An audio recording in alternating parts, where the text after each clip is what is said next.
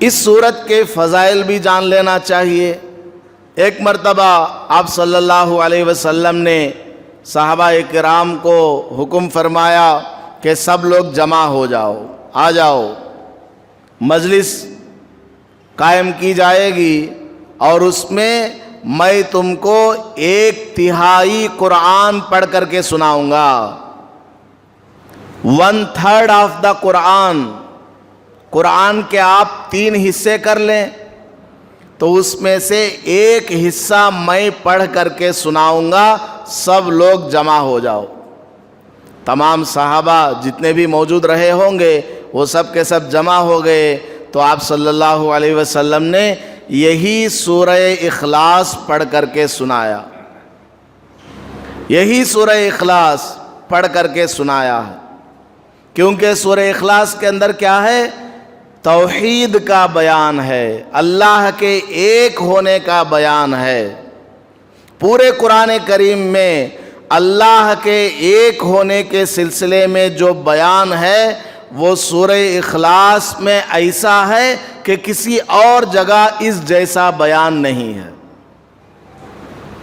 اللہ پاک نے سورہ اخلاص کے اندر توحید کو بیان کیا ہے، اور پورے قرآن کریم کو اگر ہم بریف کے ساتھ دیکھیں، ایک طائرانہ نظر اس کے اوپر ڈالیں، تو پورے قرآن کریم میں ہمیں 3 باتیں ملتی ہیں، مین بیسک 3 چیزیں ہم کو قرآن میں ملتی ہیں۔ نمبر 1 توحید، نمبر 2 رسالت، نمبر 3 بعث بعد الموت یعنی قیامت۔ نمبر 1 کیا ہے؟ توحید، اللہ کو ایک ماننا، اللہ کے ساتھ کسی کو شریک نہ بنانا۔ پورے قرآن کریم میں آپ دیکھیں گے یہ بیسک پوائنٹ آپ کو بہت جگہ ملے گی پورے قرآن کریم میں۔ نمبر 2 رسالت، یعنی آپ صلی اللہ علیہ وسلم کو اللہ نے آخری پیغمبر بنا کر کے بھیجا ہے، اس کا بیان ہے پورے قرآن کریم میں۔ جا بجا کسی نہ کسی انداز میں، کہیں اجمال کے ساتھ، کہیں تفصیل کے ساتھ، کہیں بریف کے ساتھ، کہیں ڈیٹیل کے ساتھ اللہ نے بیان کیا ہے۔ اور تیسری چیز بعث بعد الموت، مرنے کے بعد والی زندگی، قبر والی اور قیامت والی زندگی، ان تمام چیزوں کا بیان ہے۔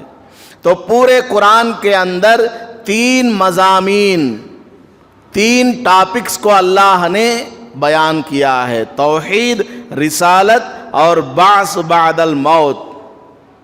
تو 3 ٹاپکس پورے قرآن کے اہم ٹاپکس ہیں، اس میں سے ایک کیا ہے؟ توحید ہے۔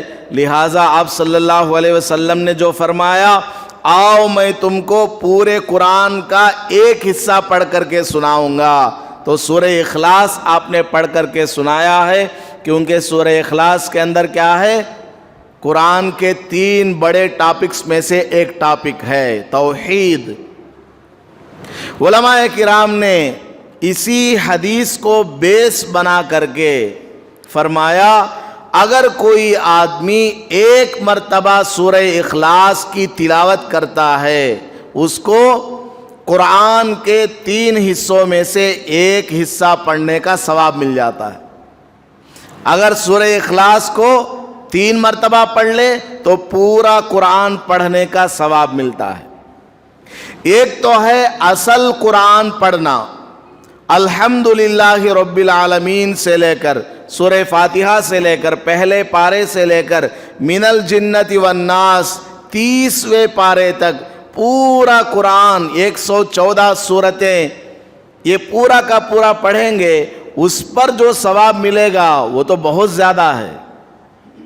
لیکن سورہ اخلاص کو اگر کوئی 3 مرتبہ پڑھتا ہے، اس پر جو ثواب ملے گا پورے قرآن کا ایک اضافی ثواب ملے گا، ایکسٹرا ثواب اللہ کی طرف سے ملے گا، ورنہ اصل قرآن جو مکمل پڑھا جائے گا اس کا ثواب تو بہرحال نہیں ملے گا۔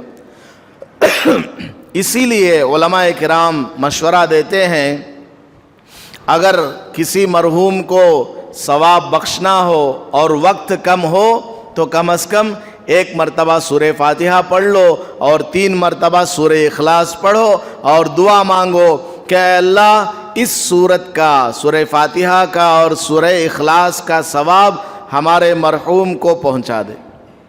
اس سے کیا ہوگا؟ پورے قرآن کا ثواب مرحوم کی روح کو پہنچ جائے گا اور ان کو اطلاع دے دی جائے گی کہ فلاں صاحب نے آپ کے لیے یہ ثواب تحفے کے طور پر بھیجا ہے۔ آپ صلی اللہ علیہ وسلم نے فرمایا جو آدمی صبح میں فجر کے وقت پہلے یا بعد میں اور رات میں یعنی مغرب کے بعد میں ہو یا سونے کے وقت میں ہو، جو آدمی صبح شام سورہ اخلاص کو پڑھے گا اللہ تعالیٰ اس کی 24 گھنٹوں کی ضروریات کے لیے کافی ہو جائے گا۔ کافی ہونا کا مطلب کیا؟ اللہ از انف، اللہ تعالیٰ کافی ہے آپ کے لیے، جو بھی پڑھے گا اس کے لیے کافی ہے۔ دن بھر کی 24 گھنٹوں کی جتنی بھی ضروریات ہیں ان تمام ضروریات کو آسان اللہ تبارک و تعالیٰ کر دیتا ہے۔ صبح میں بھی پڑھنا ہے اور رات میں بھی پڑھنا ہے۔ اور سورہ فلق ہے، سورہ ناس ہے، اس کے بارے میں بھی احادیث میں آیا ہے، تو تینوں سورتوں کو پڑھ لیجئے۔ صبح میں بھی سورہ اخلاص، سورہ فلق، سورہ ناس، ہر ایک سورت 3 مرتبہ پڑھ لیں، اور رات میں بھی سونے سے پہلے مغرب کے بعد سے لے کر سونے سے پہلے تک 3 مرتبہ ان تینوں سورتوں کو پڑھ لیجئے، بہت فائدہ حاصل ہوگا۔ دشمنوں کے شرور اور فتن سے آدمی بچ جائے گا۔ سورہ فلق اور سورہ ناس کی یہ تاثیر ہے کہ جو آدمی صبح میں پڑھے گا شام تک وہ جادو ٹونا سے بچ جائے گا، اس کے اوپر جادو نہیں ہو سکتا، اس کے اوپر کسی آسیب کا، جنات کا، پری کا، شیطان کا اثر نہیں ہو سکتا۔ رات میں پڑھیں گے تو صبح تک نہیں ہو سکتا ہے، تو صبح میں بھی ہر سورت کو 3 مرتبہ پڑھنا ہے اور رات میں بھی ان میں سے ہر ایک سورت کو 3 دفعہ پڑھنا ہے۔ پڑھیں گے کیا انشاءاللہ؟ انشاءاللہ، لیکن ہمارا نوجوان نہیں پڑھے گا۔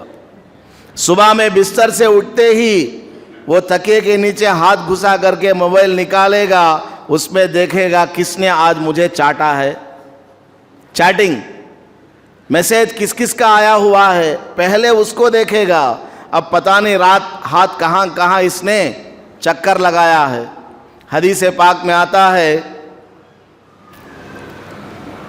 صبح ہی صبح جو آدمی نیند سے بیدار ہو تو سب سے پہلا کام اس کے کرنے کا کیا ہے؟ اپنے ہاتھوں کو دھو لیا جائے۔ فَإِنَّهُ لَا يَدْرِي أَيْنَ بَاتَتْ يَدُهُ، اس لیے کہ کوئی آدمی نہیں جانتا کہ اس کے ہاتھ نے رات میں کہاں چکر لگائے ہیں۔ میں نہیں بول رہا ہوں، حضور پاک صلی اللہ علیہ وسلم کے الفاظ آپ کو سنا رہا ہوں۔ رات میں ہمارا ہاتھ کہاں چکر لگاتا ہے ہمیں نہیں معلوم ہوتا، ہم تو نیند میں رہتے ہیں۔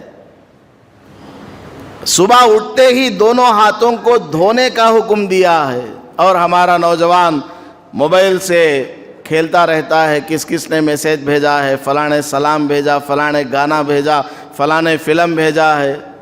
صبح ہی صبح اٹھ کر دعا پڑھنا چاہیے، وضو کرنا چاہیے، تہجد کی نماز پڑھنی چاہیے، فجر کی نماز کی تیاری کرنی چاہیے، قرآن کریم کی تلاوت، خاص کر سورہ یاسین کی طرح تلاوت کرنی چاہیے، اپنے بچوں کے اوپر دم کرنا چاہیے۔ یہ کوئی نہیں کرتا، نہ عورت کرتی ہے، نہ مرد کرتا ہے، نہ بچے کرتے ہیں، صرف بیان سن لیتے ہیں، مرد بھی عورت سب سن لیتے ہیں، ہاں بول دیتے ہیں، لیکن عمل کوئی نہیں کرتا۔ اسی طرح رات میں پڑھنے کو کہا گیا، رات میں بھی کوئی نہیں پڑھتا، رات میں وہ فلم دیکھتے دیکھتے اسی طرح سو جاتے ہیں، اسی حالت میں فلم دیکھتے دیکھتے سو جاتے ہیں۔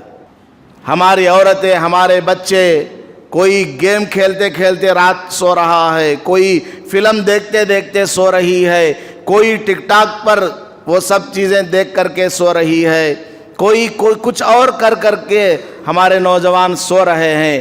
اسی حالت میں اگر موت آ جائے پوری دنیا کے مولوی مل کر کے بھی نماز جنازہ پڑھیں گے تب بھی اس کی مغفرت ہو یا نہ ہو اللہ کو معلوم.